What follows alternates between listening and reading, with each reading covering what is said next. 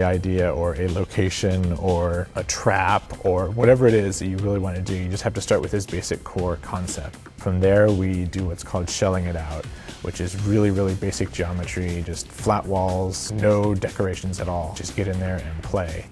We work very hard on game flow so that people are funneled down corridors to a specific point where there is a specific item that they need to pick up. Random example, tight corridors should have something like a flat cannon which can bounce around in that narrow space and help that person as they go through the corridor. So there's a lot of thought that gets involved not only into the way that the level is laid out, but where the items go that are in there. We just test it at that point. Test over and over until we're sure that it is fun as can be. When it's in that really basic state, it's very easy to say, oh, the game would be so much better if there was a door here instead of a wall. And we can just go in and subtract a hole and then boom, we've got a thing we can play in. During that phase, while we have the basic geometry in place and the concept in place, the level goes over to an art team.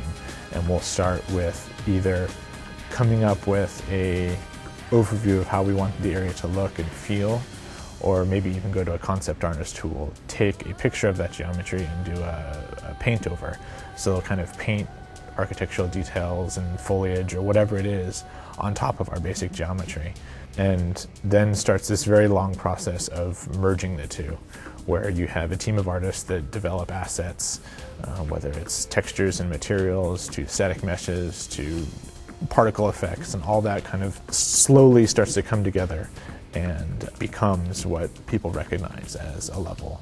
It's truly incredible to see these things really transform from this basic, untextured, blocky, ugly thing into this beautiful environment that's unbelievably realistic.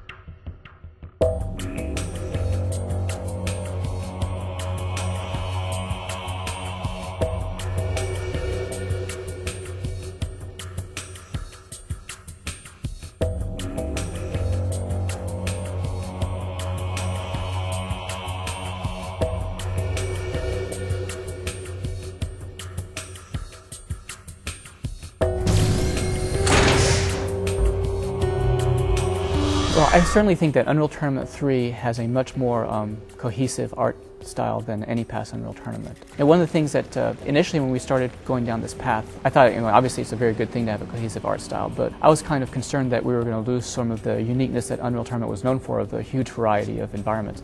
And one of the really gratifying things that's turned out is, credit to the art director and art leads and art team, is that we still have this huge variety of environments and places you fight in, but it all feels much more cohesive, and it also gives you much more of a sense of place than in past Unreal Tournaments. All our levels really feel, as you play through them, you can really feel where you are. And now that we have this campaign mode where you're progressing through in sort of a geographically cohesive way, you really sense how you're moving forward.